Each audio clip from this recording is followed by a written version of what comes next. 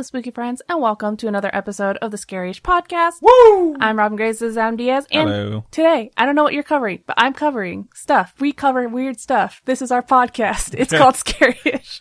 So what are you covering? I'm so confused. You're covering the Scaryish podcast itself. I'm covering the Willow Wisp. Oh, Willow yes. the Wisp. Gotcha.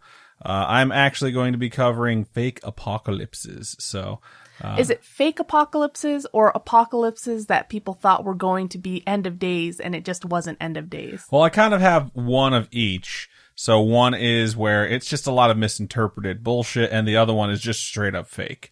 All right. So, yeah. In fact, I can go ahead and dive right into that right after I tell you all about January Patreon push for the last time this January. Oh my god, is it really? Yeah, it's already January 26th. It's so late in the month already. It's nuts. Anyways, January Patreon push is our once-a-year celebration of our Patreon, which is a place you can go to set up a monthly donation, which helps out the show. If you go to patreon.com/Scaryish podcast, you can check out those tiers and sign up for that monthly donation I keep talking about.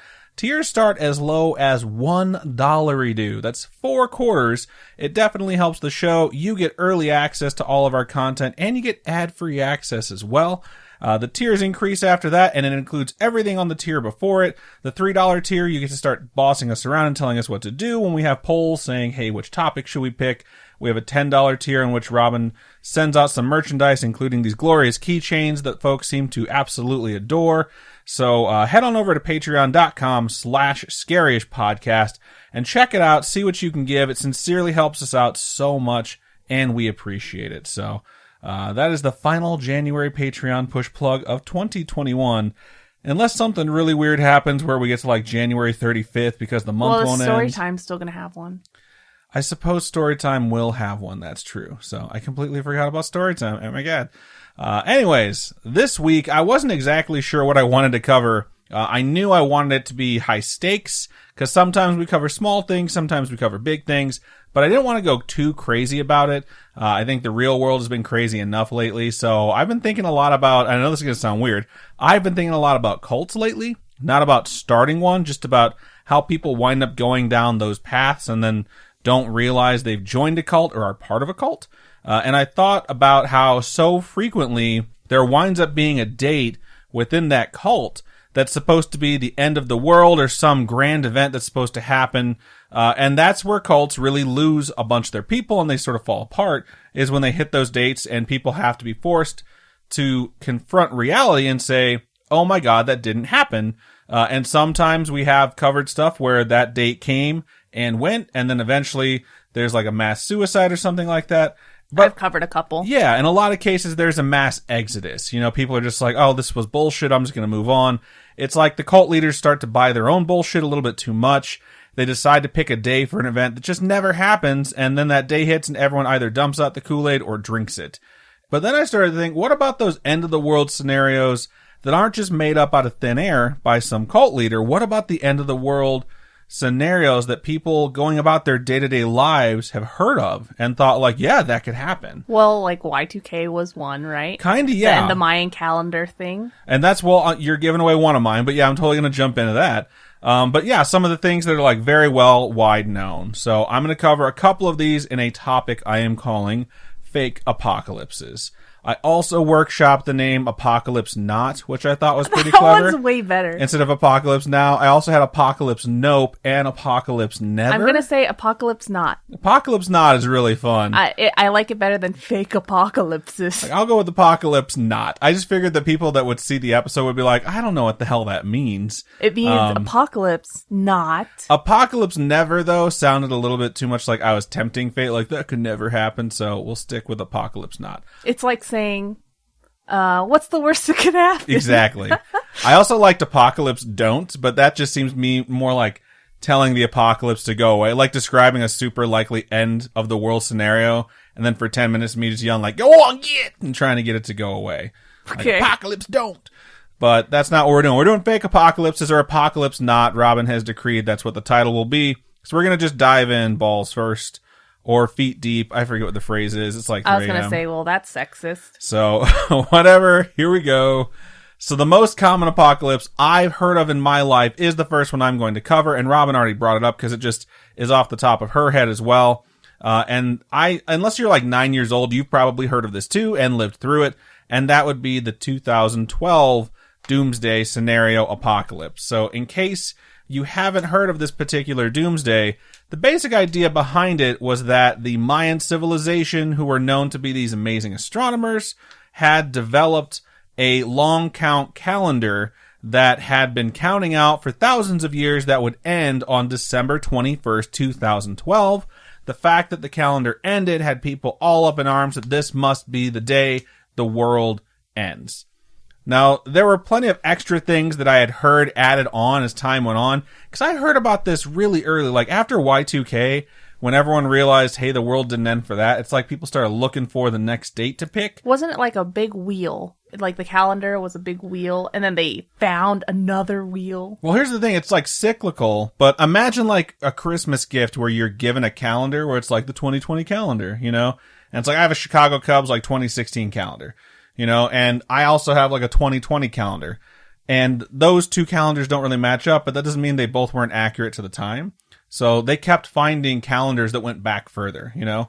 And I'll kind of get to why that sort of disproves the whole 2012 thing in a little bit. But some of the extra things I heard start getting added on to this thing were not even about like what could prevent it from happening, but how the world would end.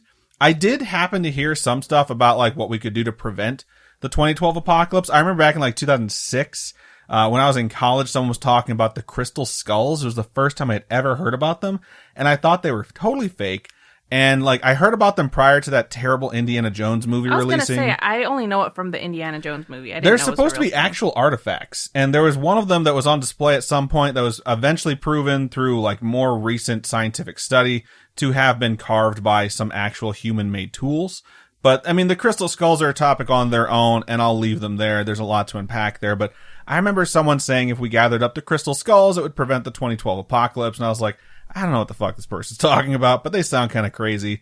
The other thing I remember seeing that could stop the 2012 apocalypse from happening was John Cusack. Shut up. I think. I didn't see that movie. I just What know movie? He's in it, and I love it. It's called 2012 Oh, with John Cusack.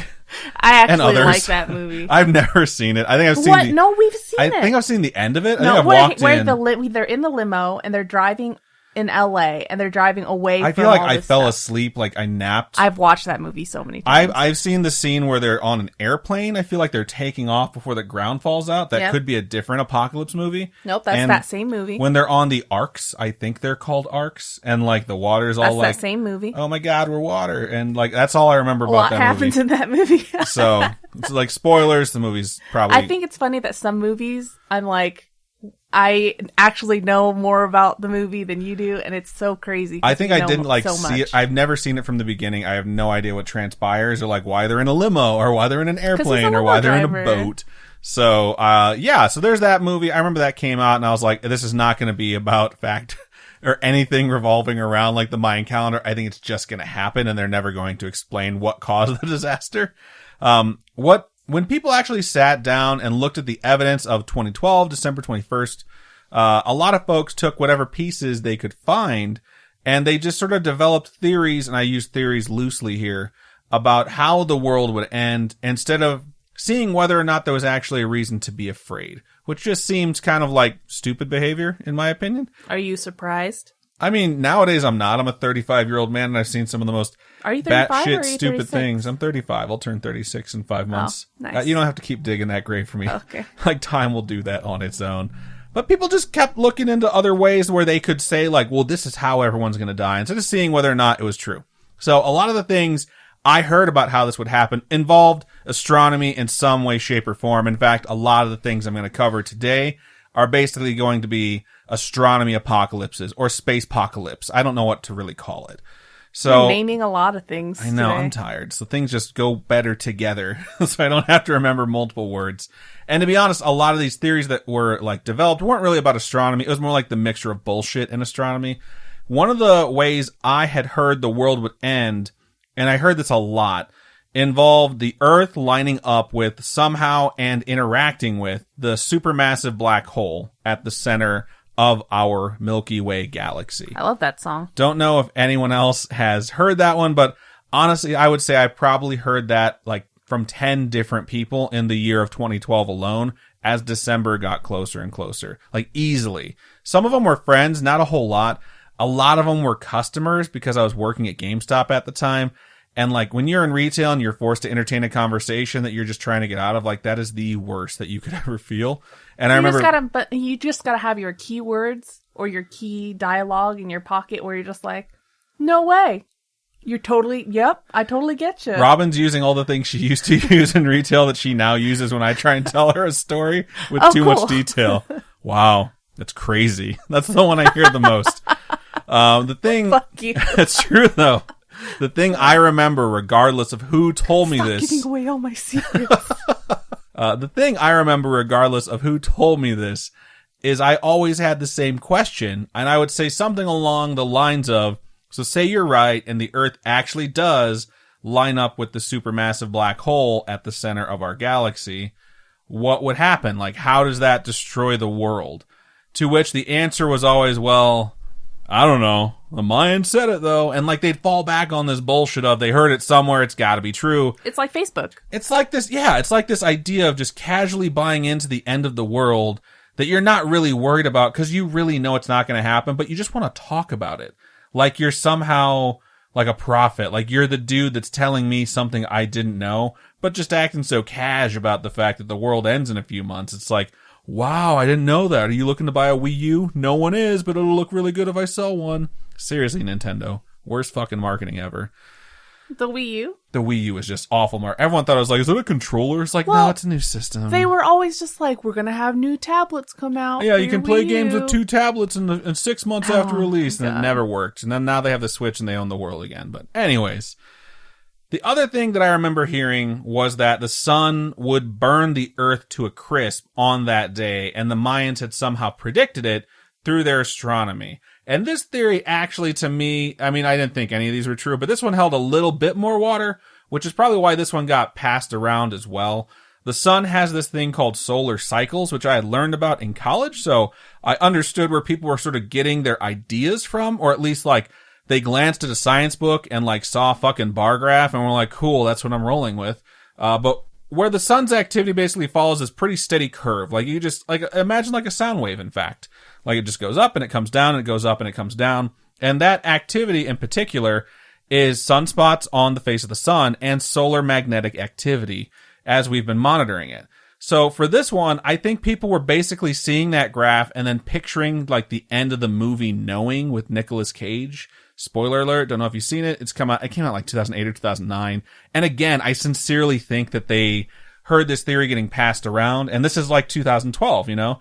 The like end of the world scenario people have been talking about, 2012 is coming up. Let's release a movie where something like that happens. There was a time where just apocalypse movies were coming out a bunch because there was 2012 and then there was the one with The Rock where the world kind of... The Rockening? That one was crazy. I think it's San Andreas. San Andreas, yeah. I actually kind of like that one. I have a soft spot for The Rock. I love everything he's in, so... You got a soft spot for The Rock. Yeah, I do. Wink.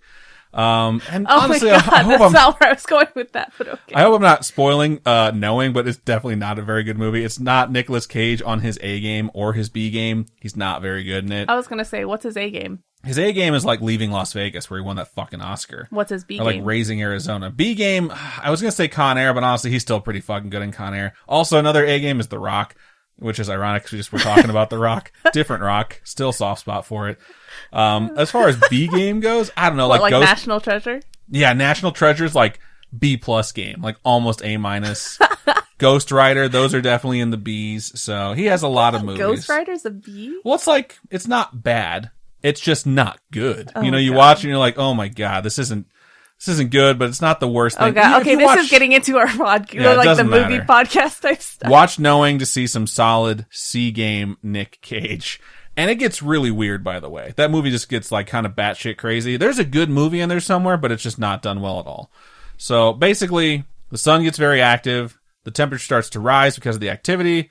And everyone's like, oh shit, is this the end of the world? And then a solar flare shoots out of the sun and roasts the earth. Like, imagine that scene in Terminator 2 at the playground where Sarah Connor sees the bomb go off. and like she's holding onto the fence while like the wave of fire hits her. That's basically the end of that fucking movie. Does she turn into a skeleton? Yes, she does, but her skeleton's still hanging onto the fence. Super intense. That's nightmare fuel for a 7-year-old, which is when I saw that movie. God, I love Terminator 2. It's so good. Oh, God. Okay. But again, this Doomsday scenario attached to 2012 had a big problem. The cycles don't occur over like every 3,000 or 4,000 years, and they predicted like the peak would be on this day in 2012. Like solar cycles take 11 years. Like they're not very long.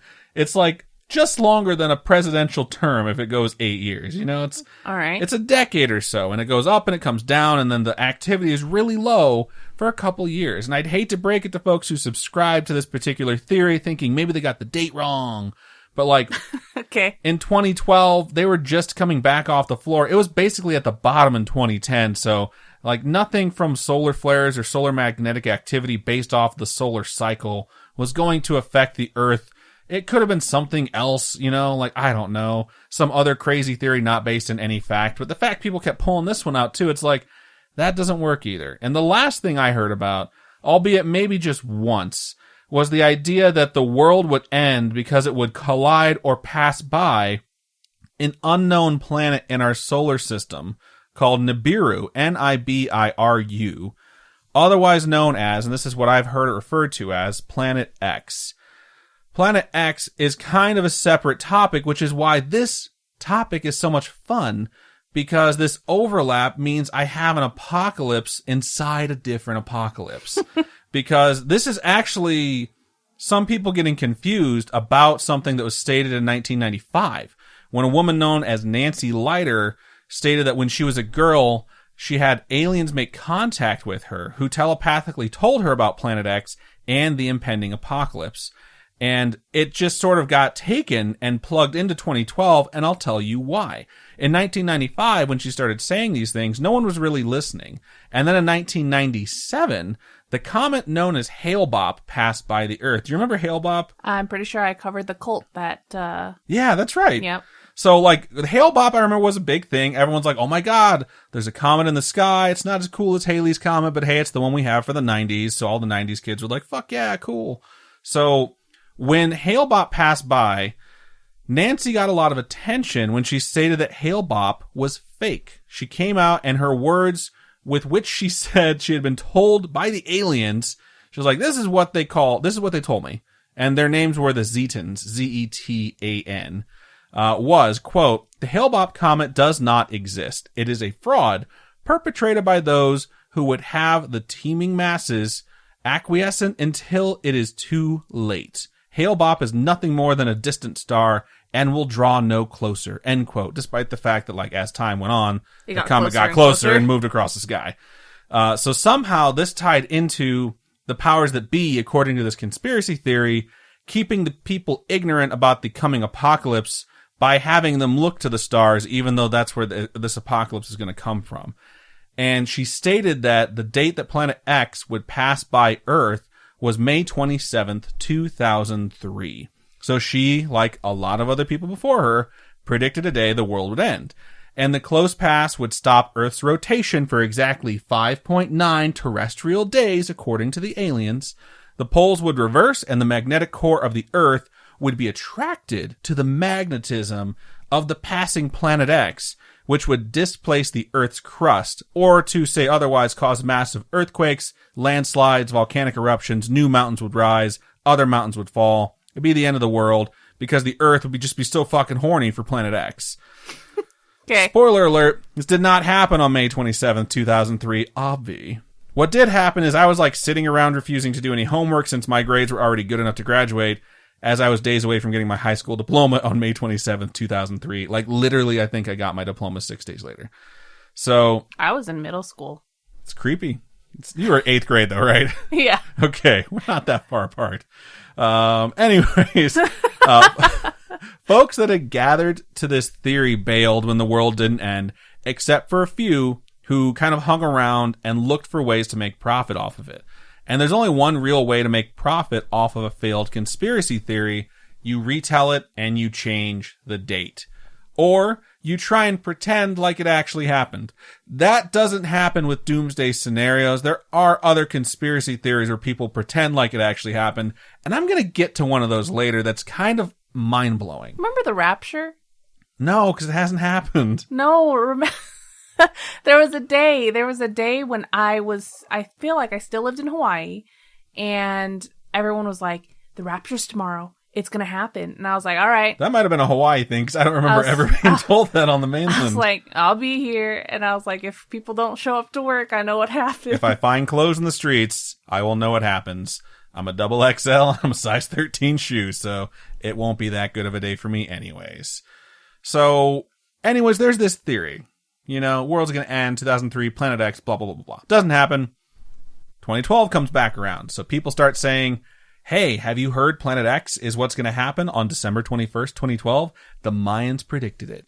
And people just start plugging this theory in as well. And people that didn't do their research can't just say, no, it's not. You just sort of roll your eyes and say like, oh, wow, it's crazy. I'll get my affairs in order or whatever. It's like you're taking words out of my textbook.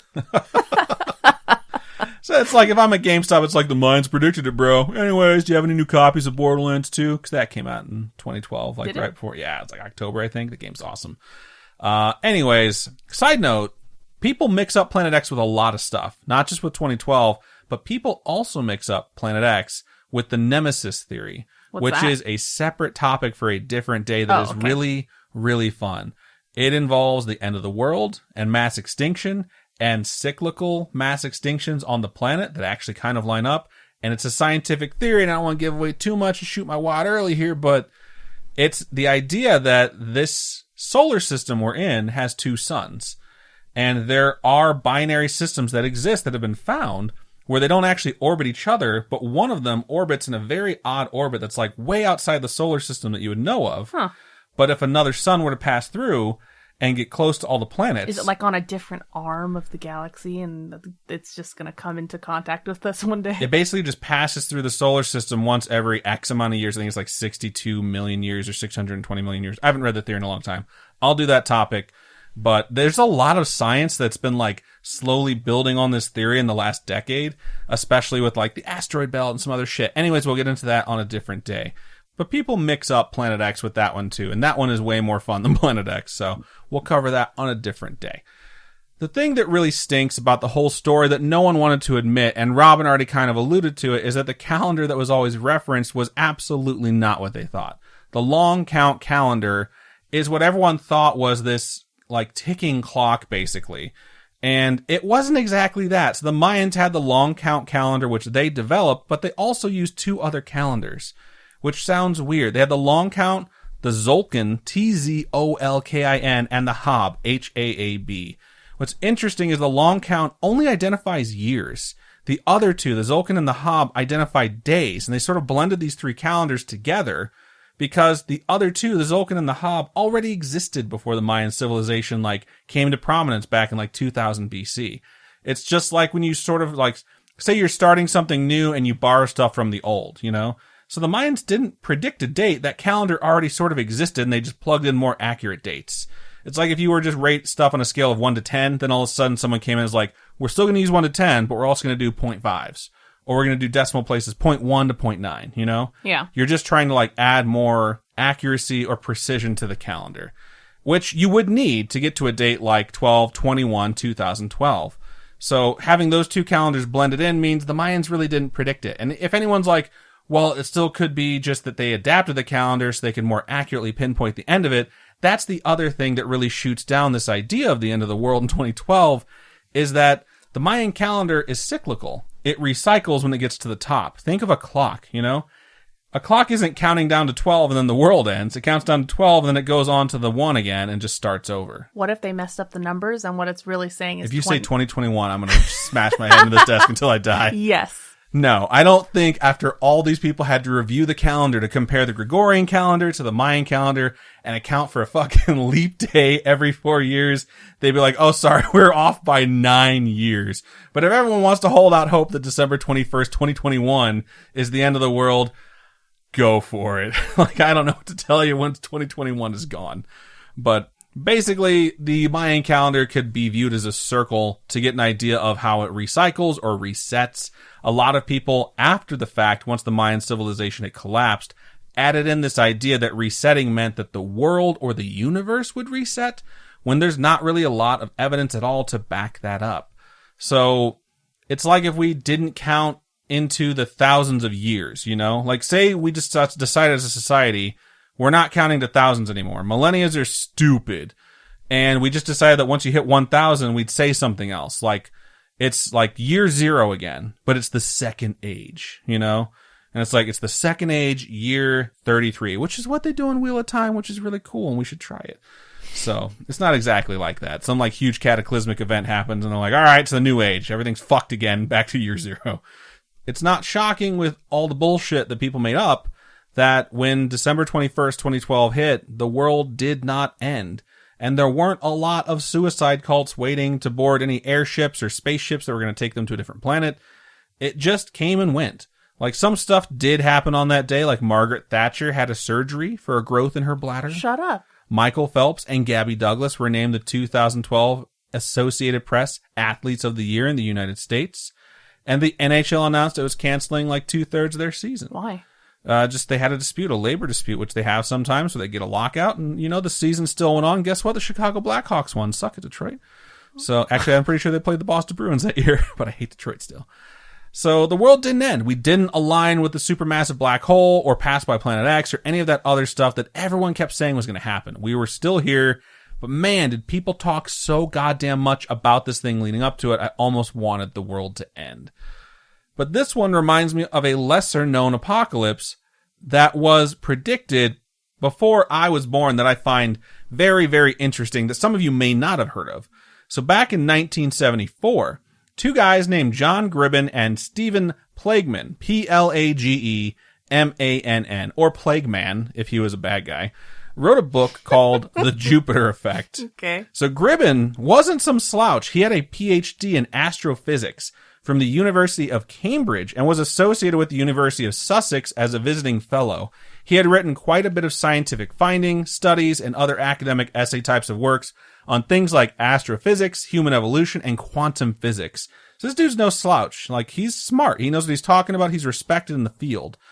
He was not a crackpot or anything like that. He's not the customer that's coming in to buy Borderlands 2 and talking a bunch of bullshit to me.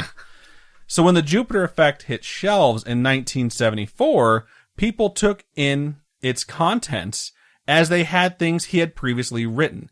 And I have checked this out from the archive, and I flipped through this book, and for something very, very sciencey, it's actually a really good read. It's a kind of a quick read, and has a ton of data to support its claims with just data sets and charts. I don't know if that excites you, like it excites me, because I'm a fucking nerd.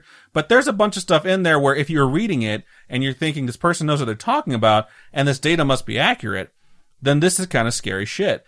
Because its first 4 chapters focus almost entirely on the San Andreas Fault.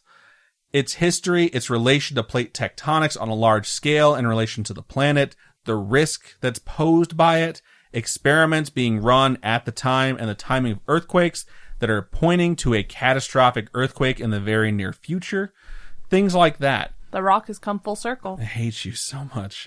I didn't say The Rock, though. San Andreas Fault. So the book then goes on to detail over the next chapters effects of the Earth's rotation on earthquakes, effects of the Earth's tide, the magnetic fields, solar flares, cosmic rays, how they could affect the Earth, again with like very vivid detail on like comparisons between activity here and activity there, activity on the sun, activity on the Earth. And there's just a ton of data.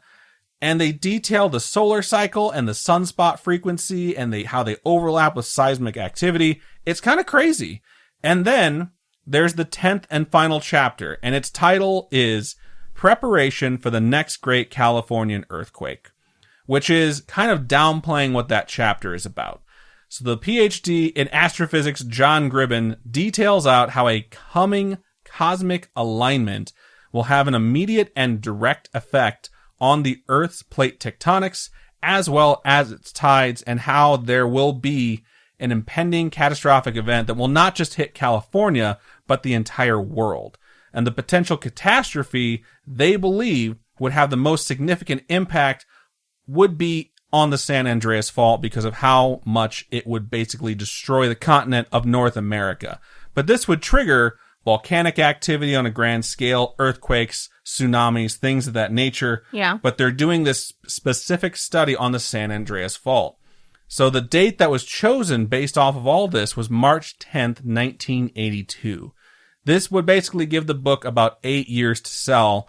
Part of the 10th chapter has a bunch of suggestions on how to set up field hospitals and have all the things to deploy them very rapidly to save as many lives as possible, basically when this apocalypse comes, and other preventative measures people can take for what's about to happen, which if you're living in California, you basically are already taking. Like, you have all this idea in your head of how to protect yourself during an earthquake, but this is like how to protect yourself during an earthquake and then the post-apocalyptic wasteland afterwards. Save your bottle caps. Exactly. You made me throw mine away the other day. So one thing the scientific community pointed out when the book was released was the cosmic alignment that took place in 1128 AD was a more close alignment than what was being predicted in the book. And 1128 came and went with no catastrophic incidents.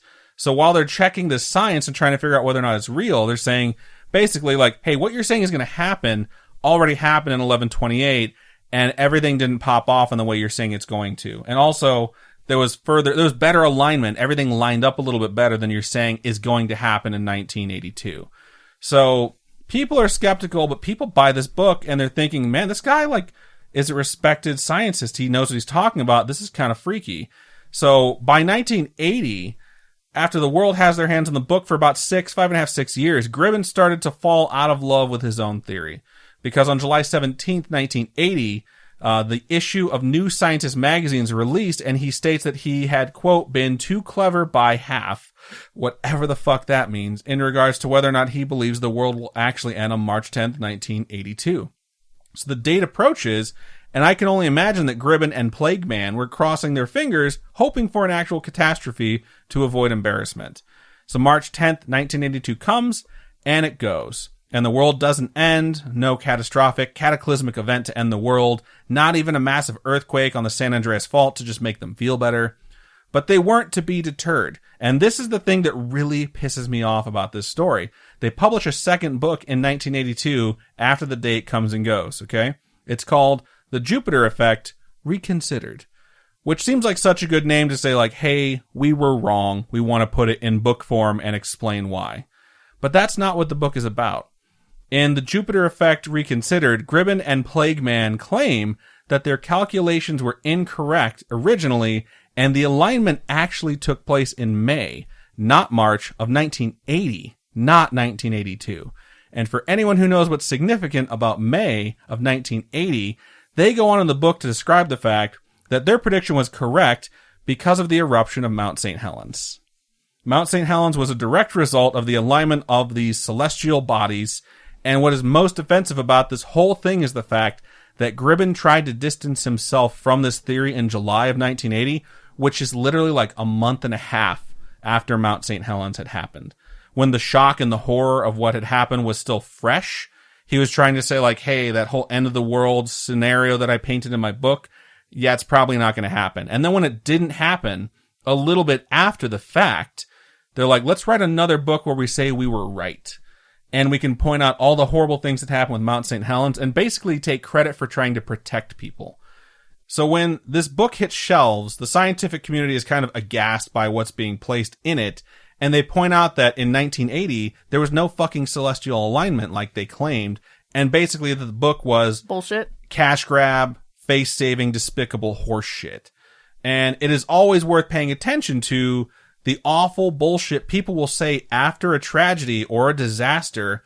The more time that passes, the further away it gets to either make money or save face, in which case both when it comes to the Jupiter Effect, Reconsidered. And I honestly find stuff like this so fascinating because this is such like, it didn't follow the typical structure of a cult gaining all these followers, but people were actually paying attention to this date, you know? Yeah. Kind of similar to 2012. And when it came and went, they decided, just like a cult will do, like, hey, we're actually right and here's how. But they try and use science to back it up and say, this is why we were right. And then honest, actual scientists have to come up and say, that's bullshit. Your data's false. That never happened. So it's just like, For other folks, they hear an idea and they think that for some reason they need to subscribe to it, and they literally need no evidence to support it, you know? It's just like, as someone said that one day, or someone smart said that I like, and that's like that cult mentality. And most of the time when you hear that, the people that are saying it, or the people they're following, aren't smart, or they didn't actually believe what they said, or in the case of the Mayans, they didn't actually say anything like that. And there's a lot of these things. There's a lot of these fake apocalypses that come up throughout history, especially in contemporary history, like recent history. And I'll definitely have to revisit this topic in the future because it's just absolutely fascinating. But I will say, covering this topic has made me really want to cover possible actual apocalypses that hold way more water than these theories do. Because those are really scary. Like, I've already done Death by Asteroid. I have to do, like, the nuclear holocaust one to detail what could happen, which is terrifying. Or the Malthusian crisis, which is one of the scariest ones that I've ever heard of. Which basically, no spoilers here. This is, like, here. all new to me. Malthusian is basically, like, at some point, it is possible for a society's population to surpass its food resources. Oh, I believe that. Which is very realistic, and I think we can all understand what that would look like, but it's just super fascinating to go into. So there's a lot of stuff when it comes to apocalypses, but I decided to go with the fake ones to end January Patreon push. So there are so many failed ones, I'm definitely going to have to come back to it and revisit Apocalypse Not for a part 2, which will be quite fun. So nice. Good job. That is my topic. Thanks. You're welcome. So before we move into Robin's topic, we are going to take a quick commercial break. Welcome, everyone, to the second half of the episode. I've been rewatching a show lately on Disney+, so if Disney Plus wants to sponsor us, that'd be great. We definitely use it. You're not going to tell us what show you've been rewatching? Anyway, I've been rewatching this show for the past couple weeks because I just watch episodes periodically here and there, called So Weird. And I think I've told you about this show before. You definitely have, yeah. My sister and I, my younger sister and I, talk about it a lot. It's super cheesy and it's obviously for kids. But to be honest, it definitely makes me cry, like, every once in a while. Because the episodes, they all have, like, a lesson or a story or something like that. And some of them just make me cry. I don't know. I cried today while I watched an episode. What was the episode about? Oh, man. I wish I freaking remembered. But it's like how they act and how they interact, and it just makes you cry. I don't know. It's like I'm very confused because I thought a show named So Weird would be like our show. No. So the fact that it makes you cry is puzzling to me. It's a show about paranormal things and legends and creatures and stuff like that. And it's kind of cool because it's kind of inspired me to think about all these other topics I could possibly do. And one of the episodes I watched today was about Willow the Wisps. Willow the Wisp. Willow the Wisps. Yeah. I've heard the term. I have no idea what it means. I know that wisps are the worker units in Warcraft 3 that the Night Elves use to collect their resources. That's about it. Okay. So I don't think that's what you're going to cover, though. I'm sure many of you have heard of Willow Wisps or Willow the Wisp before. It's a phenomenon or a legend that's pretty well known in English and European folklore, places like Ireland, Scotland, so on. They're known by a number of different names, of course. Hinky Punks, Giddy Flames, Ghost Lights, Spunkies, etc. There's a lot of different names. I've heard of Spunkies, yeah. I don't think you're thinking. Not in this context, Oppie. There's the Latin name for them, which is Ignis Fatuus. I don't know if I'm saying that right. Light or fire? Ignis, I think, is light or fire. It means foolish fire. Ha! It was fire. Thank you, Witcher 3, for teaching me spells.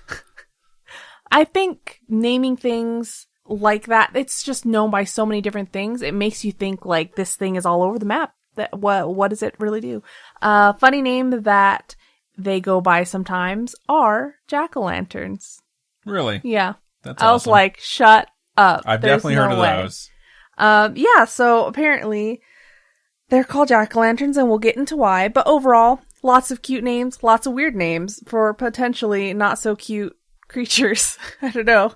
You'll find out. Just stick with us on this story adventure of what Willow Wisps are. I think the spunky name is the one that they used in So Weird. So, and this other name, but I'm not going to get into that. You can watch it on Disney Plus if you want to. But yeah, so the term itself, Will-o'-the-Wisp, stems from the wisp, which is a bundle of sticks or paper that is sometimes used as a torch, and then the name Will. And we'll get to why that's even in the thing. It's stories and legends that get told. And so the name Will, the idea of a wisp. So together they have the meaning of will of the torch, will being a person. As for the name jack-o'-lantern, sure, everyone sees them every year. They're our Halloween decorations. We literally disembowel these pumpkins and then cut terrifying holes in them. Bake their insides because it's delicious to eat pumpkin seeds. And then we put candles and lights inside, and it's just it's a terrifying thing that we do to these pumpkins if you think about it. If they were sentient, it would bother me a lot more. So some sources say what these jack-o'-lanterns refer to are willow wisps, so will-o'-the-wisps. Oftentimes, these things are described as simple apparitions, and they're also said to appear as balls of light, so bright that they hurt your eyes sometimes, while other times they're so dim that you have to squint and try really hard to see them. Some stories describe these lights as having a blue hue to them, and a lot of the pictures that I saw online is everyone's drawn them with blue lights. And so I'm assuming that's just the more common thing that the stories get told as. They're blue in Warcraft also. Are they? That makes sense, yeah. And then, I think they're actually blue in Soul Eater too. Have you ever, the anime? Oh, no, I've never watched it. But there are other stories where they have a red color to them as well. And then there are the stories of these things being like an entity that holds a lantern or a light, kind of like Tomberry from Final Fantasy. Do you know what the Tomberry is? I do. Okay. There's people out there I don't know what that is. It's like a little green dude who's in this cloak and he carries around a lantern and a knife. But yeah, so these things are entities that are said to mislead travelers, sometimes to their demise, by resembling a flickering lamp or a lantern, or just a light in general, like that ball of light that I was talking about. And there are numerous iterations of this legend in countries and cultures around the world. They appear here in the US, all over the country as different tales of lights, like the one that you talked about. Like Moody Light. Yes. Gotcha. And so it's kind of cool because these will-o'-wisps are just these lights. And out here, there are so many places that have stories of strange mystical lights that show up all over the country, all over the US. There are stories of these lights, all over the world. In places like Thailand, there's this thing called Naga fireballs that are they come from the water? Because they're called Naga. Yeah, with the water. I'm not sure. And then in Norway, they're called the Hesdalen lights. Hesdalen. I'm not going to pretend I recognize that word. Yeah, no. And so all these different countries have different iterations of these entities, these lights. And though these may be anything but lights themselves, in some folklore, these lights and phenomenon are said to be the work of fairies or elementals. And despite this belief, there are locations of these sightings that vary. So to me, when I think fairies and stuff like that, I'm like, oh, they must happen around fairy circles or something. But these things show up in places like graveyards and bogs. And having been seen in graveyards, the name ghost lights definitely seems appropriate to me. If it's been seen in graveyards and places similar for so long over time, calling them ghost lights makes sense. All I can think of, though, while I was reading all this stuff were the Pokemon that are like the lanterns or chandeliers, the ghost Pokemon. What I thought of as Dampy from Ocarina of Time, because when you get to the future portion of that game, he's like a ghost and he has a lantern that leads you places, and he drops pieces of fire for you to follow. Yeah, you have to run through and follow him before doors close. So that's totally what I'm envisioning right now. All right. In the United Kingdom, aka the UK, Will-o'-the-Wisp are often told, the story of them are often told as them being malicious characters, malicious entities. Some are small goblin-like fairies that hold fairy fire. They're holding fairy fire. They lead travelers off their paths that they're traveling at night. And then once the travelers follow them and follow that light, they totally extinguish the light, leaving them in the dark. So they're not like super malicious. They're not luring them away to be like devoured. They're just kind of dickheads. Yeah. They're super duper rude. So there's a story of a traveler heading home. They see a bright light ahead. So looking closer, it looks like there's a lantern held by a little figure. They follow it for miles. That's a long ass time following something for miles. When all of a sudden they're standing at the edge of a cliff with water that's rushing below. And at that moment, the entity holding that light hops across that ravine or whatever it would be, and then lifts the light over their head and starts laughing and then extinguishes the light. So you're at this cliff face, just in the darkness, way off your path from what you're supposed to be Basically on. flips you off and turns its light out, and it's just like, gotcha. Yeah, pretty much. These things are, I want to say they're just dickheads, you know? Not necessarily out there to murder you, but they are rude as fuck. Yeah, and if you happen to die on your own, that's on you. And then, of course, the tale of Willow the Wisps being guardians of treasure. That's a story that gets told too. So they're guardians of treasure. Now you have my attention. You're talking about treasure. I'm in. Yeah. So you'll see that as I go through a bunch of different iterations in various different countries. The story's kind of told as them being these guardians of treasure and gold and things like leprechauns, kind of, sort of. And these seem dependent on how you treat the spirit. So if you treat the spirits well, you might get led to a treasure, or you might get led to gold or something like that, or led out of the woods instead of deeper in and getting lost. So whatever you run into, just always be nice to them, because you never know what's going to happen. You know what I mean? There are tales of a Pixie Light from Cornwall that has been known to lead travelers away from safety and into bogs. And these glowing lights can even create strange and uncanny sounds, which is terrifying to me. And these Pixie Lights have also been associated with what's known as lambent light. And this light is something from Old Norsemen, and it's seen as guardians of their tombs. So there's a bunch of different iterations, but I think it's kind of scary that a lot of the stories that are told they want to take you away and make you get lost. They're not benevolent in most tellings, basically. Yeah. Spunkies are what they were called in the Scottish Highlands. And it's funny because the episode of So Weird that I watched it was a spunky, and the guy that had to act out this Willow Wisp had to do a Scottish accent, and he's like a kid actor, so it's just not the best, but it was just funny. And It made you cry? No, it wasn't that episode that made me cry. The end might have, but there are a few episodes in there that make you cry, okay, not gotcha. necessarily that one.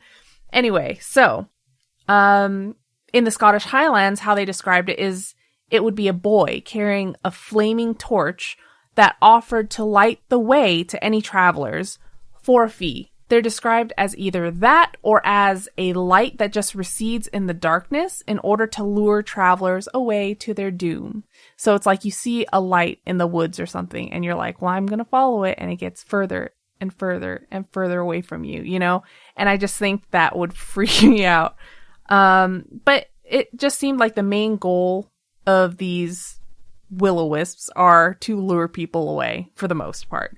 And in Scottish Highland lore, these have been blamed for shipwrecks at night after being spotted and mistaken for harbor lights. So that's fun.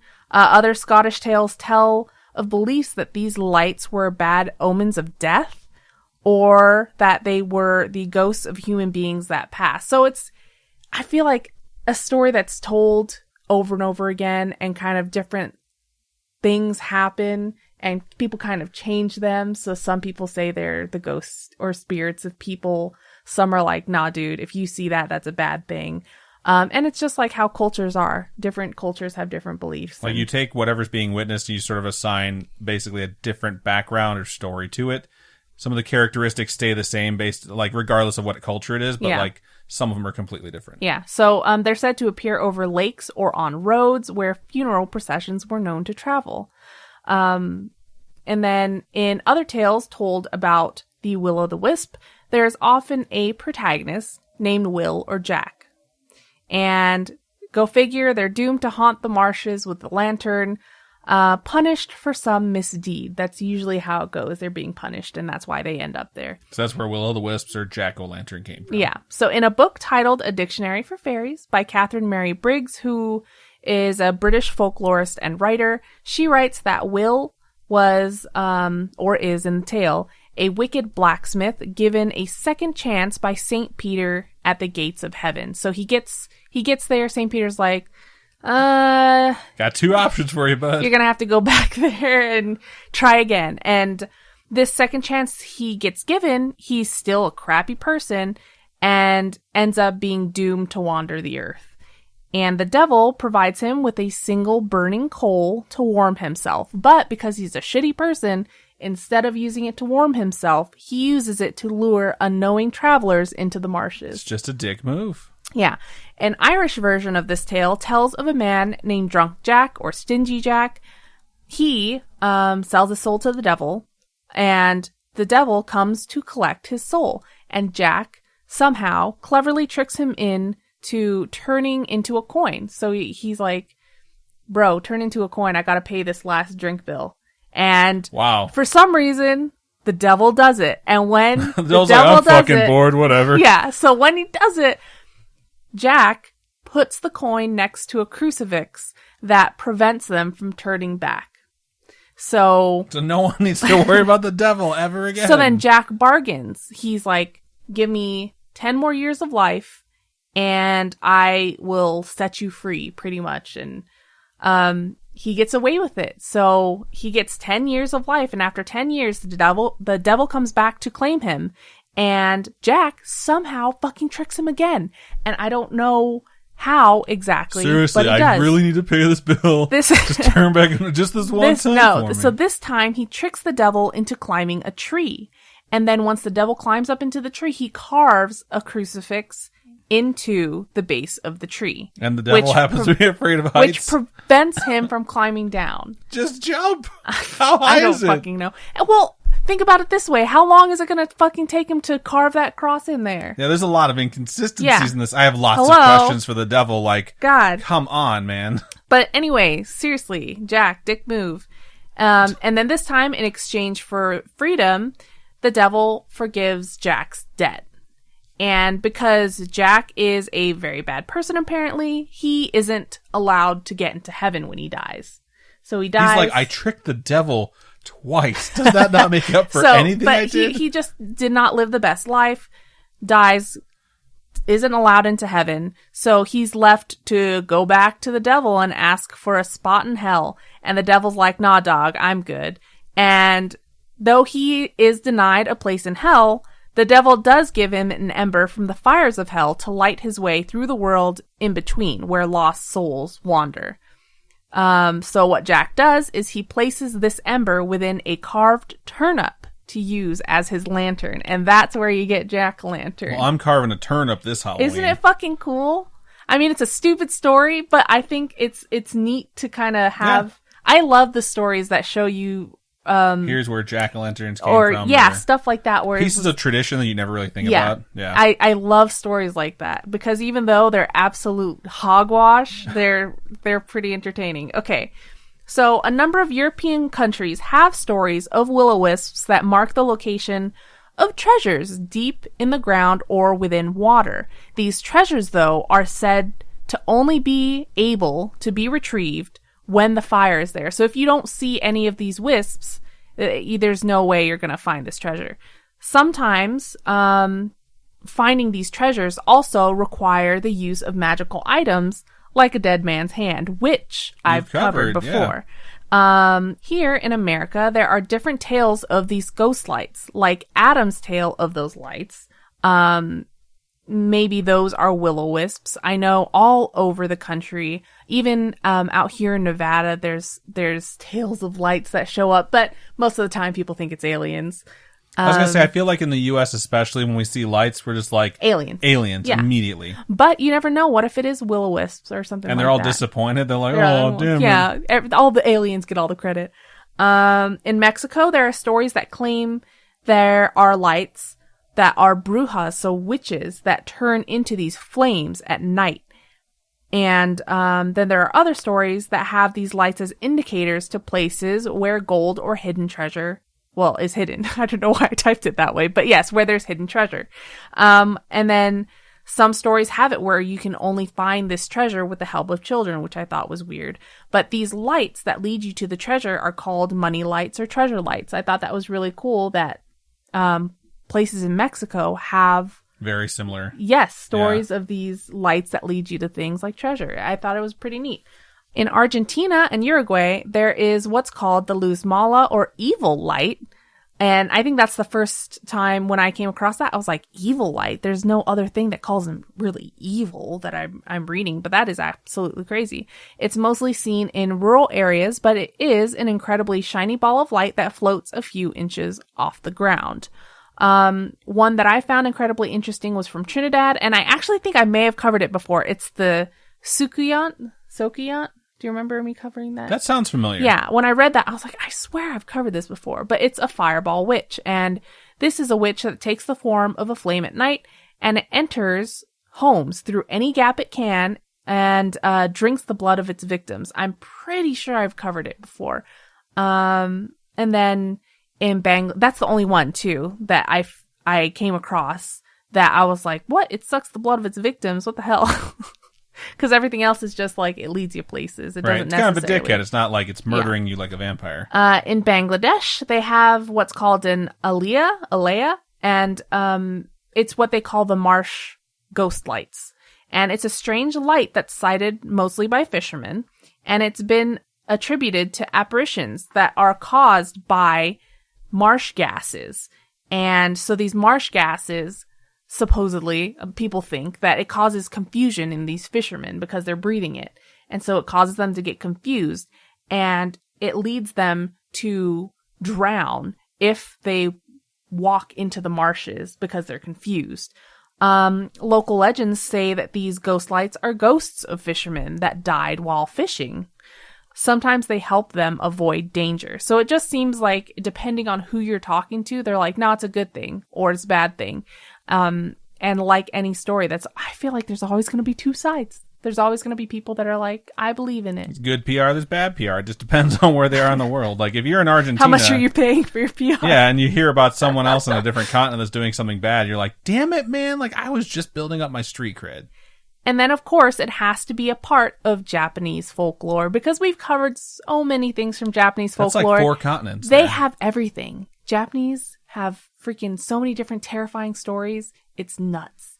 But in Japan, they have what's called Hitotama, and that's the human soul that's represented as a ball of energy, or a Hinotama, which is a ball of flame. And if you've watched a lot of anime like Soul Eater that I brought up before, I think maybe even Bleach too, they show what your soul looks like. Also in Dragon Ball Z, when he dies for the first time and he's like waiting in line to get a sign to go, right. They're all orbs. They're little, they're like puff balls. Yeah. In Soul Eater, it's like a little tiny round flame thing. Right. But so they obviously, that's how they imagine what your soul looks like. It's kind of cool. I've watched so many anime and you just see that. But these balls of light or flame are associated with graveyards, but they also are seen in different locations throughout the country, depending on what story you're kind of reading. So there's the kitsune, which is a fox spirit demon in Japanese folklore, that when 2 of those fox demons marry, they produce what's called a kitsune bee, or a fox fire, which I thought was cute. I don't know. So it's a little tiny flame. I think I have that on my computer for browsing websites. Firefox? Oh yeah, that's it. My bad. And then in Finnish myths, they speak of places of eternal flame, or where a willow wisp has burned. And these are locations where supposed fairy gold is buried. I thought that was cool. You can't seem to find them by pure chance, but if you find a magical fern seed from this mythical flowering fern. The seed will lead you to the treasures as well as giving you invisibility. That's pretty sweet. Yeah. I'd fucking do it for invisibility. Obviously, this fern is strictly mythical, or some say just extremely, extremely rare. So I'm not sure. How many seeds can it produce? I don't know. It doesn't. How many people can basically be invisible? Is it one seed to rule them all? Like one seed to rule them all? We've obviously been watching Lord of the Rings again. We have. Thank God we watched that movie too much. All these stories, regardless of what country they originate in, seem to be pretty straightforward cautionary tales. They're stories to keep you on the right path, the righteous path, and make sure you don't wander, you know? Don't let things distract you. Don't go stray. Don't go chasing waterfalls. Oh, now I get that song. Now I know what TLC was trying to tell me. There are the beliefs that they're human spirits as depicted in Japanese and some European tales. So, I think it's just a little mix of what people really tell over and over again. But the idea of the Willow Wisp is freaking everywhere. And that's what blows my mind is when different cultures all over the world share the same entities. Yeah, Europe, North America, just South call America, them all different stuff. And Asia all have this particular thing. And it wouldn't shock me if there's also stuff in, the rest of the continents as well. Yeah. I didn't put everything because there was too much. Yeah. And the internet went out. Stupid internet. Yeah, the internet did go out. It went out at like 2:30 or something. Explaining away the sightings of Willow Wisps have been the goal of many, obviously, throughout history, that the people were like, we gotta explain this. This is a weird thing. And there have been people who accidentally created these random little fires. But these days, scientifically, it's thought to be caused by the oxidation of a number of gases: phosphine, diphosphane, and methane. And these gases occur during the decomposition of plant materials as they seep underwater or sink underwater in like marshes and bogs and places like that. Apparently, they can cause photon emissions, i.e. light, and phosphine and diphosphane spontaneously ignite when they come into contact with air. So you don't really need a lot of it, but it causes poof, fire. Which I thought was absolutely crazy. I've never heard of that before. But if you can put sodium in water and that shit explodes, I'm not surprised. It's weird to think, though, because that's a very quick flash versus someone following a light that's, like, stagnant or is around there for a while, like with the Moody Light legend and what I've actually witnessed with my own eyes, where it didn't just, like, go out. It, like, dances back and forth and it stays around for a while. Yeah. So. Science, you can't explain it. Well, the natural gas theory dates back to 1596, so maybe it's outdated. Who knows? In 1776, an Alessandro Volta proposed that electrical phenomena like lightning would react with methane from marshes that cause the flames. It doesn't necessarily have to mean lightning exactly, but different, electrical charges, I guess, could react with it and make flames.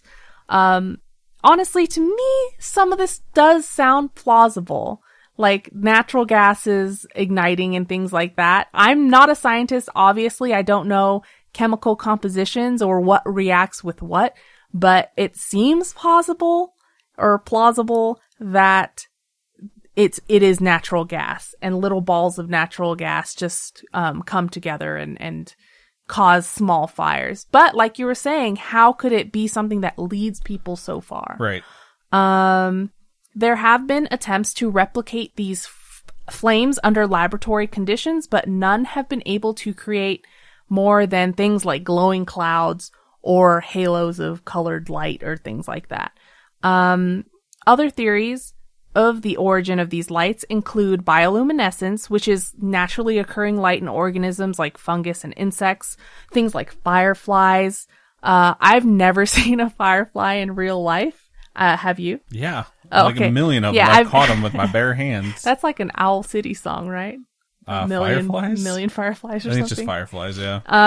Yeah, I've never seen a firefly in real life, ever. I called them lightning bugs growing up. That's a regional thing, too. I've only ever seen, like, a bunch of mating dragonflies. I've never seen a bunch of fucking dragonflies.